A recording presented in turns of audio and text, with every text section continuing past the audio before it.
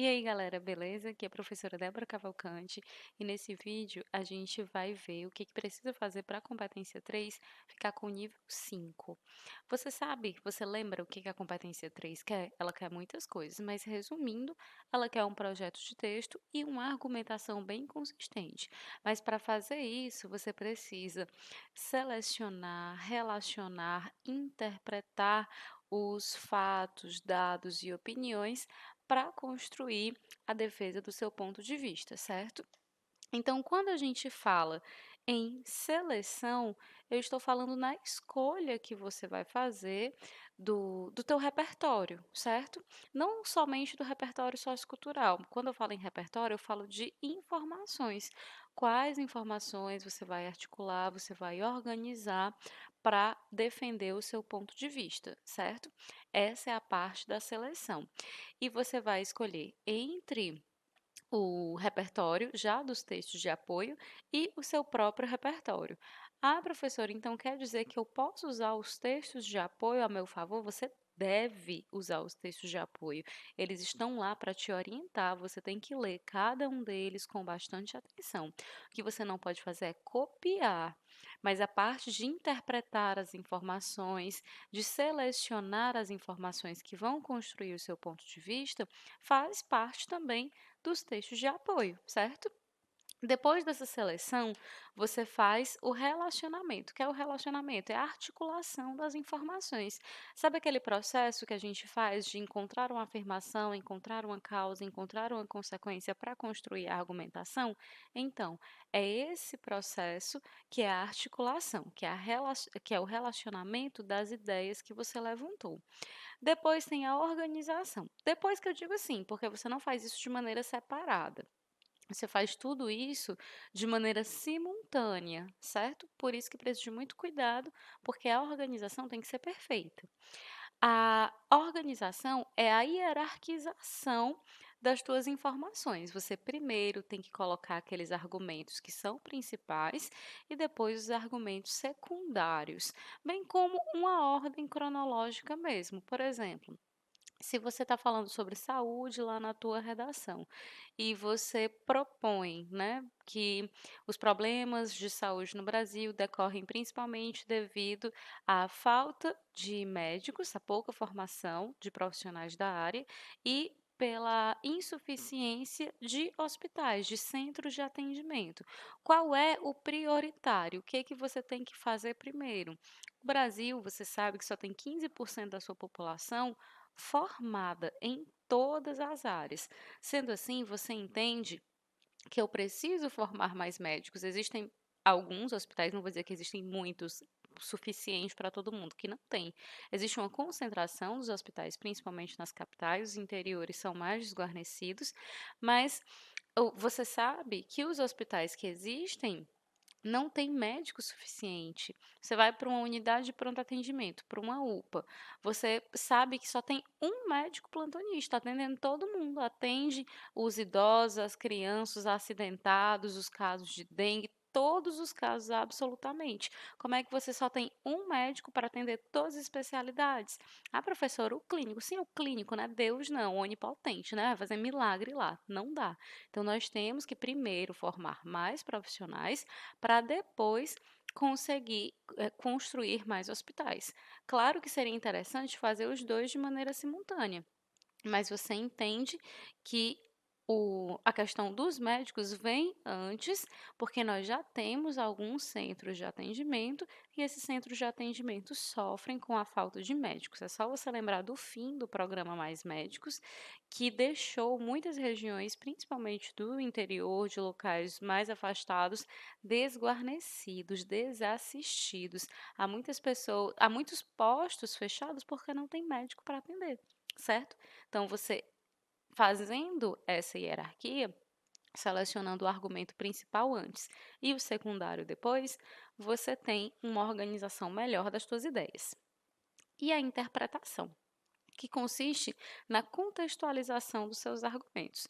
Sabe que você pegou aquela ideia lá do texto de apoio, você não vai colocar tal qual você tirou do texto de apoio, você vai fazer a interpretação desses fatos para não parecer apenas uma cópia, nem mesmo uma paráfrase. Embora você possa fazer paráfrases no seu texto, não é recomendável que você faça apenas a transposição da ideia do texto de apoio para o teu texto. Seu texto tem que ser mais autônomo, mais independente.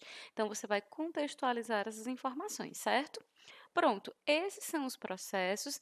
De novo, devem ocorrer de maneira simultânea. Você não vai fazer um de cada vez. Esse processo todo acontece de uma vez só, certo?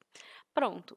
Isso é a parte básica. Aí eu falo de projeto de texto. Se você olhar na matriz de referência, tem lá um projeto de texto, tem uma autoria, que estão discriminados como um objetivo para você atingir para chegar aos níveis 4 e 5 da competência 3, certo? Para tirar 160 ou 200 pontos, de preferência, os 200 pontos. E quando eu falo em projeto de texto, eu falo em uma organização básica. Na introdução, você apresenta o tema, que é o assunto, a tese, que é a sua opinião, e os tópicos frasais, que já são seus argumentos pré-selecionados, certo? Porque isso já vai deixar um fio condutor, um caminho traçado para o seu leitor seguir. Se você deixa tudo organizadinho, tudo bonitinho, arrumado, qual é a missão que o seu corretor tem? Praticamente nenhuma. Ele vai ler, o seu texto vai falar sozinho, né? Vai ser autônomo, independente, sem a necessidade de uma leitura colaborativa, sem a necessidade de o corretor fazer inferências, relacionar as informações, porque ele não pode fazer isso. Ele vai corrigir pelo que você disse, não pelo que você quis dizer. Então, escreva exatamente aquilo que você quer dizer, tá bom? Então, o projeto de texto é um esquema que o corretor vai conseguir entender ao final da leitura.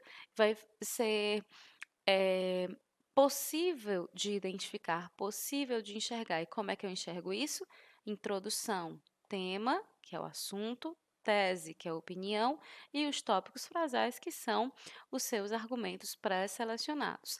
No primeiro desenvolvimento, você faz uma afirmação, apresenta uma causa e apresenta uma consequência. Desenvolve, explica bem, faz todas as relações. Segundo desenvolvimento, o mesmo processo do primeiro desenvolvimento.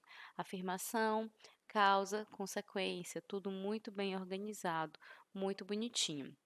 E na conclusão, faz aquela retomada da tese e apresenta a proposta de intervenção completa, certo? Não esquece que se você colocou dois argumentos, você tem duas propostas distintas, mas apenas uma delas precisa ser completa, com agente, detalhamento, ação, modo e efeito, certo? Só precisa desses 5 elementos válidos em uma proposta. A outra pode estar incompleta. Se você colocar 50 propostas na tua redação, apenas aquela que for mais completa será levada em consideração. Então, não interessa quantas propostas você coloca. Se tiver uma completa, já é o suficiente. Isso para a competência 5. Eu estou ressaltando que se você tem dois argumentos, você precisa retomar esses dois argumentos, porque a conclusão é exatamente isso. É a síntese do que tem no seu texto. E o diferencial do Enem é que ele requer uma proposta de intervenção, tá bom? Quando você se propõe lá na introdução a falar de dois argumentos e você desenvolve esses dois argumentos de maneira eficiente, produtiva, apresenta a retomada da tese e a proposta de intervenção para os dois argumentos, diz que o seu texto tem autoria, ou seja, que você se propôs em um projeto e que você conseguiu executar esse projeto, certo? Você foi do início ao fim focado naquele plano que você traçou antes de iniciar a sua redação, tá bom? É, é a expectativa básica que você tem que cumprir para cada parágrafo. Apenas isso. Esse é o projeto de texto. Além, né, desse projeto de texto, você tem que ter uma argumentação bem desenvolvida, certo? Se explica, não tem pena. Lembra que o texto dissertativo argumentativo tem pelo menos 4 parágrafos. O primeiro é a introdução, que vai levar, em média, 25% do espaço, né, das 30 linhas. Os dois desenvolvimentos devem ser 50% do seu texto, aproximadamente.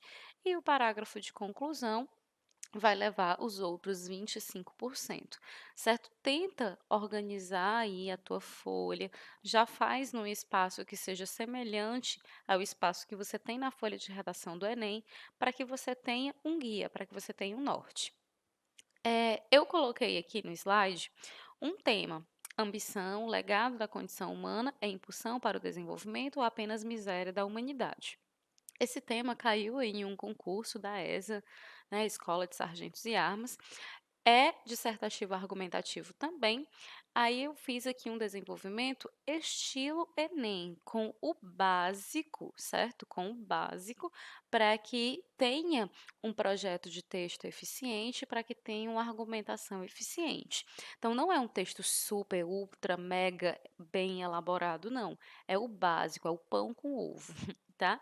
Presta atenção.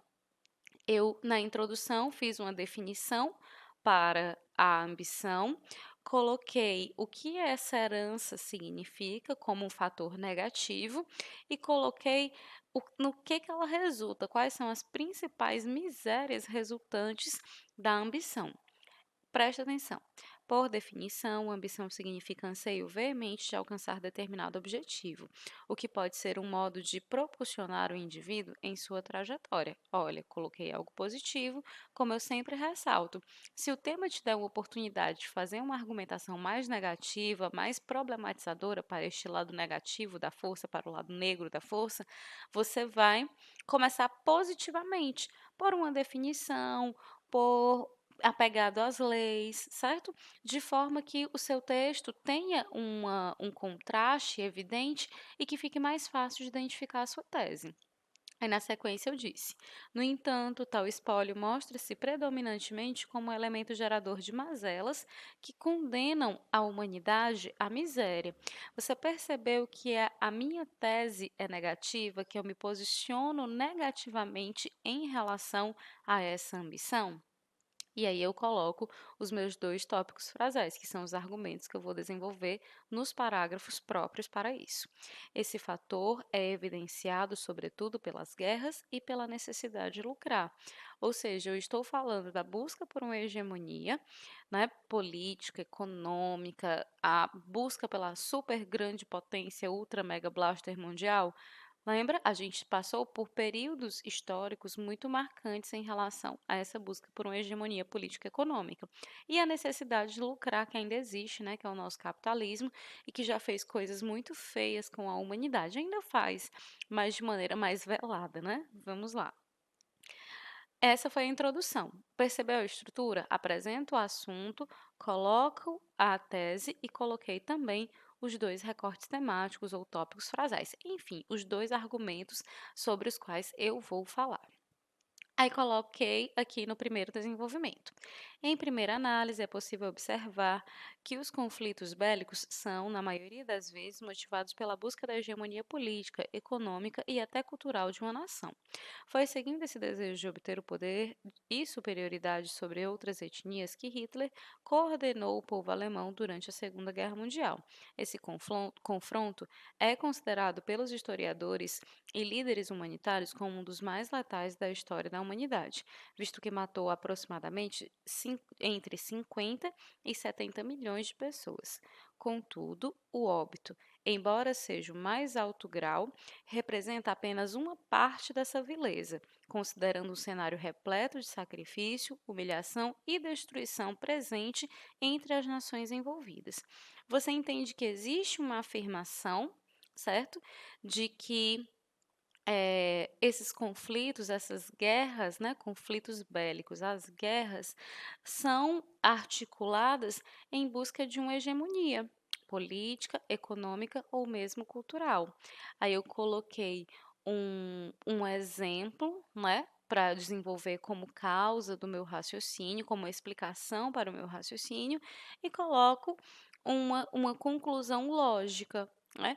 Fazendo uma aproximação aí entre o óbito, não negando que é o fim, né, que é o mais alto grau de destruição, mas evidenciando que isso é uma parte da vileza, da vilania, da crueldade exercida por esses períodos de guerra.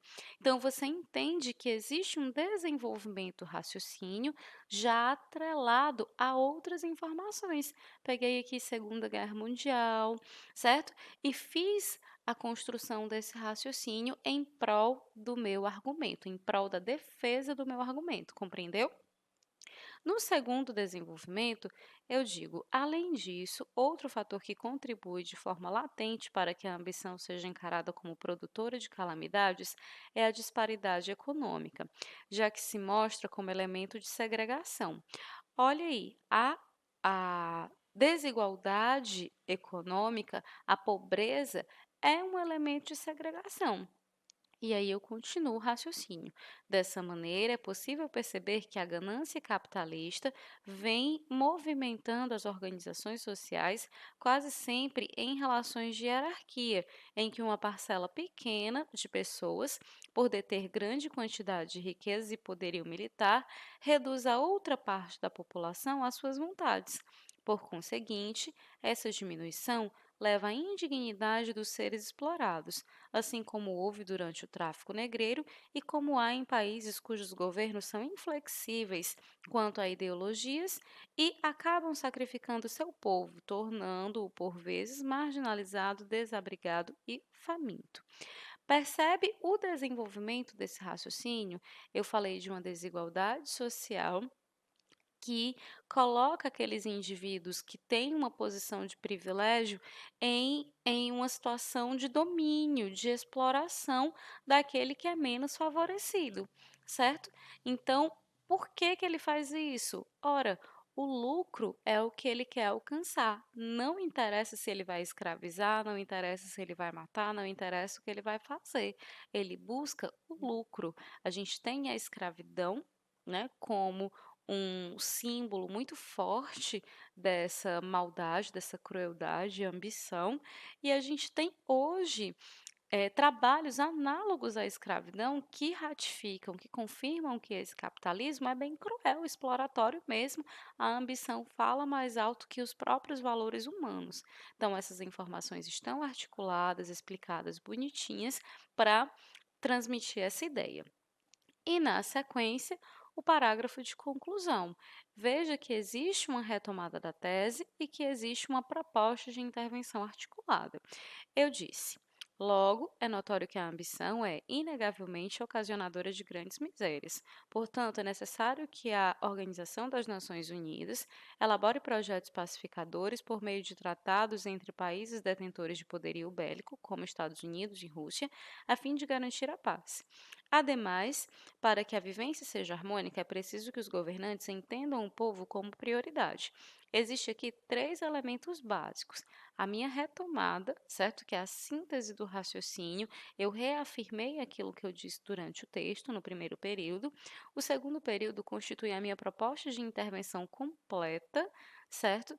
Em que a ONU, né, como agente, deve construir aí um projeto, um tratado de paz, certo? E isso está todo desenvolvido em agente, ação, modo, detalhamento e efeito. Observa aí cada um deles.